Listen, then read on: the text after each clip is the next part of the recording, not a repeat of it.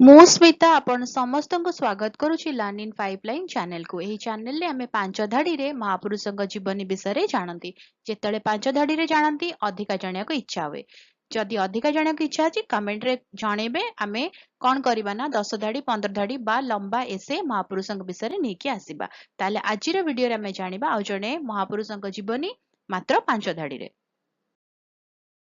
ଆଜିର ଭିଡିଓରେ କଥା ହେବା କପିଳେନ୍ଦ୍ର ଦେବଙ୍କ ବିଷୟରେ। କପିଳେନ୍ଦ୍ର ଦେବ ଓଡ଼ିଶାର ଗଜପତି ରାଜବଂଶର ପ୍ରତିଷ୍ଠାତା ଥିଲେ।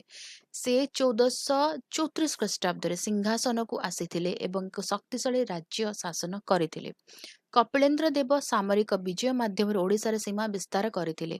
ସେ ପ୍ରଶାସନକୁ ସୁଦୃଢ଼ କରିଥିଲେ ଏବଂ ଓଡ଼ିଆ ସଂସ୍କୃତି ଏବଂ ଧର୍ମକୁ ପ୍ରୋତ୍ସାହିତ କରିଥିଲେ। କପିଳେନ୍ଦ୍ର ଦେବଙ୍କୁ ମଧ୍ୟଯୁଗୀୟ ଓଡ଼ିଶାର ଜଣେ ମହାନ ରାଜା ଭାବରେ ମନେ ରଖାଯାଏ। ଭିଡ଼ିଓଟି କେମିତି ଲାଗିଲା ମୋତେ କମେଣ୍ଟ କରିକି ଜଣାଇବ। ଯଦି ଭଲ ଲାଗିଲା ଟିକେ ଲାଇକ୍ କରିଦେବ, ଭିଡ଼ିଓକୁ ସେୟାର କର, ଚ୍ୟାନେଲକୁ ସବସ୍କ୍ରାଇବ କରି ବେଲ୍ ଆଇକନ୍ ପ୍ରେସ୍ କରି ଅଲ୍ ନୋଟିଫିକେସନକୁ ଅନ୍ ରଖିଥାଅ। ତାହେଲେ ରହୁଛି, ଦେଖା ଆଗାମୀ ଭିଡ଼ିଓରେ। ନମସ୍କାର।